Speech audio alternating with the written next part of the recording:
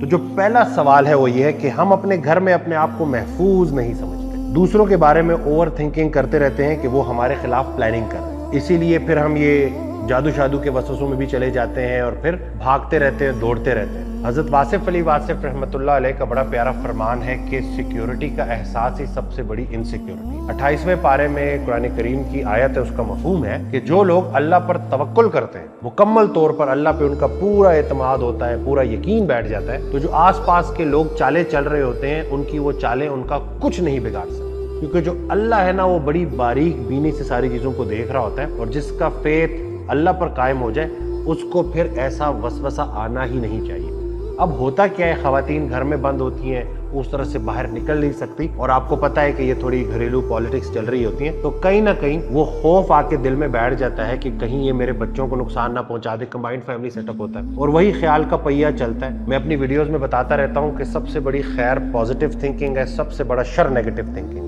جب ہم نیگیٹیوٹی کے پہیہ چلاتے ہیں اور کچھ برا ہو جائے گا، کوئی ہمیں نقصان پہنچا دے گا، تو وہ نیگیٹو تھاٹ اتنی بڑھتی ہے کہ وہ خوف کی شکل اختیار کر لیتی ہے، اور خوف میں ہماری باڈی میں فائٹ اور فلائٹ ایکٹیویٹ ہو جاتا ہے، اور یہ پھر ایکٹیویٹڈ رہتا ہے، اور ہوتے ہوتے ہمارا وجود شل ہونا شروع ہو جاتا ہے۔ جتنا انسان کو خیالات تھکاتے، دنیا کی کوئی چیز نہیں تھکاتی، اور پھر وہ خاتون گھر بیٹھی ماں جو ہے اس کو باڈیلی سمٹمز آنا شروع ہو جاتے ہیں۔ وہ شکایت کرتی ہے کہ میرے جسم میں جان نہیں، میرے اندر وہ طاقت نہیں۔ صحت بگڑ جائے تو چھوٹی بات بھی بڑی لگتی ہے، صحت اچھی ہو جائے تو بڑی بات بھی چھوٹی لگتی ہے، تو یہ اس کو کوئی بتانے والا نہیں ہوتا۔ ہر وہ چیز جو ہم محسوس کرتے ہیں پر بیان نہیں کرتے، وہ بیماری کی شکل میں ظاہر ہو رہی ہوتی ہے، اور پھر یہ پہیہ چلتا ہے، اور آگے جا کے پھر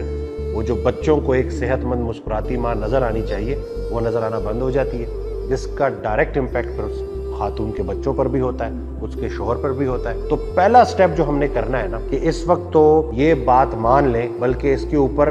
ڈٹ جائیں کہ اللہ جب تک ہمیں محفوظ رکھے ہمارا کوئی کچھ نہیں بگاڑ سکتا۔ یہ پہلا سٹیپ ہے۔ ایمان کی جو ڈیفینیشن ہے نا وہ یہی ہے کہ